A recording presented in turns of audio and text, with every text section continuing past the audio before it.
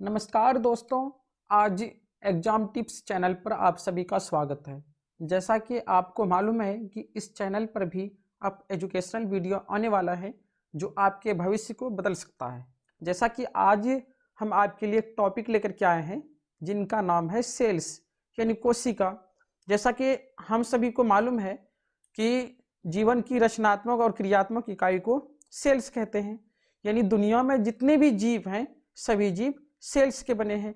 अब ये देखिए, पहले सबसे पहले ये जो हमारा सेल्स है, सेल्स जो ये सूक्ष्म इकाई है, बहुत सूक्ष्म पार्टिकल है और ऐसा पार्ट है जिसे हम नंगी आंखों से नहीं देख सकते हैं।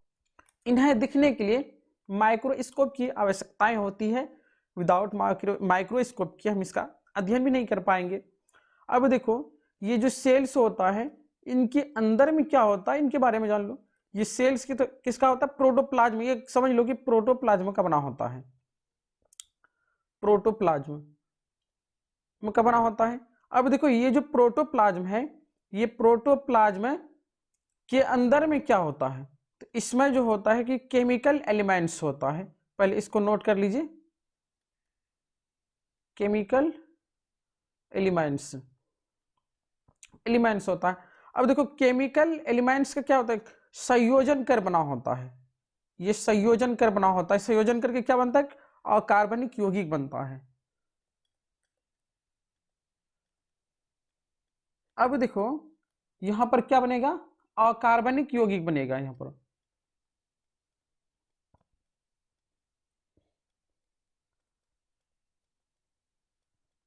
अब देखो, ये जो अकार्बनिक यौगिक है इनमें बहुत सारे पदार्थ पाए जाते हैं, है ना। जैसा कि मालूम है कि दुनिया में जितने भी चीजें हैं वे वेस्ट नहीं है, वो किसी न किसी के लिए उपयोगी है। उसमें कुछ ना कुछ पाया जाता है।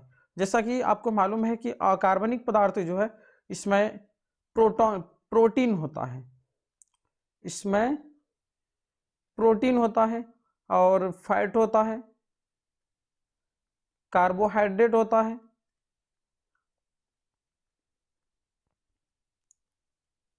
कार्बोहाइड्रेट होता है। अब देखो, ये जो प्रोटीन, फैट, कार्बोहाइड्रेट इत्यादि जो है ये सभी को मिला करके हम लोग बोलते हैं न्यूक्लिक एसिड।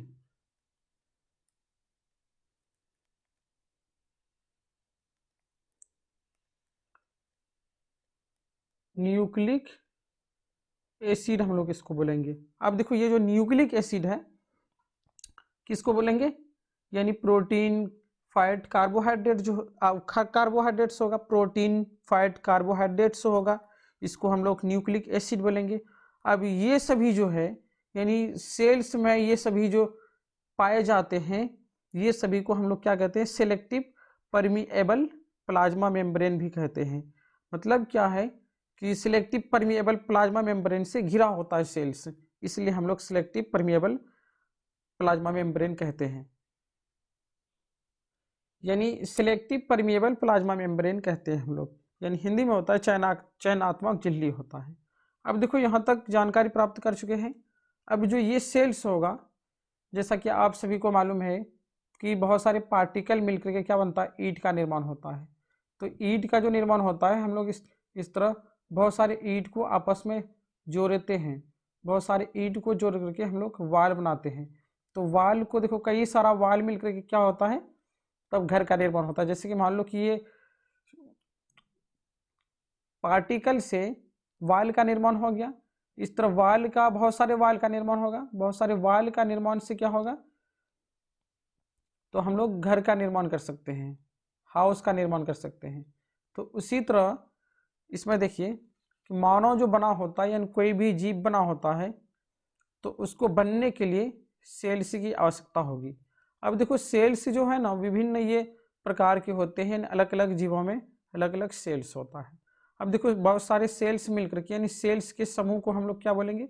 टीशू बोलेंगे।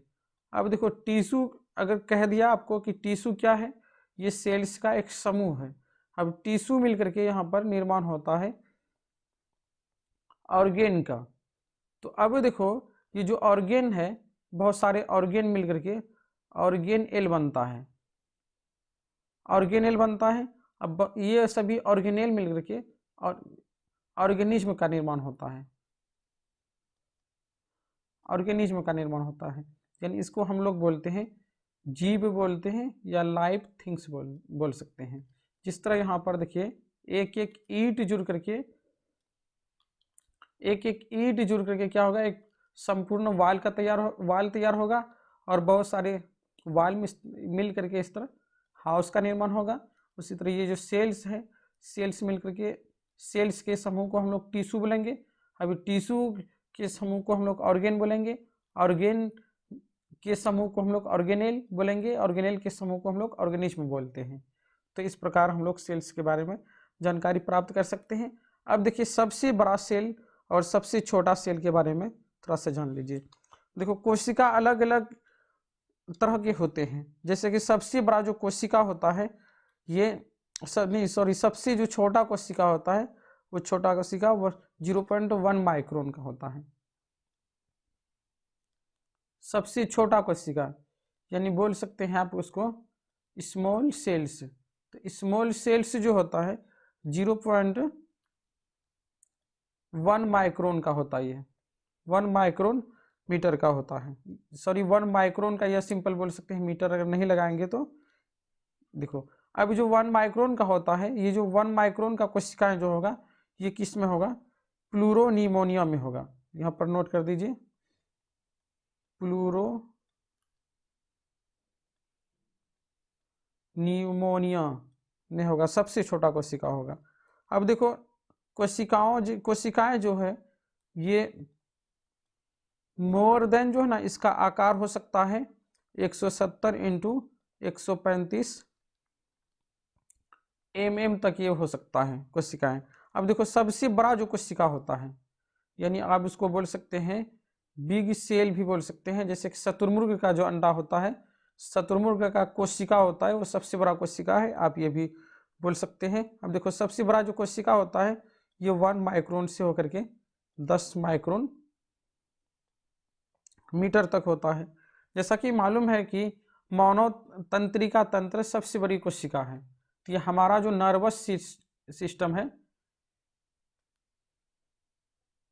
नर्वस सिस्टम, ये जो है सबसे बड़ा कोशिका है हमारे शरीर का।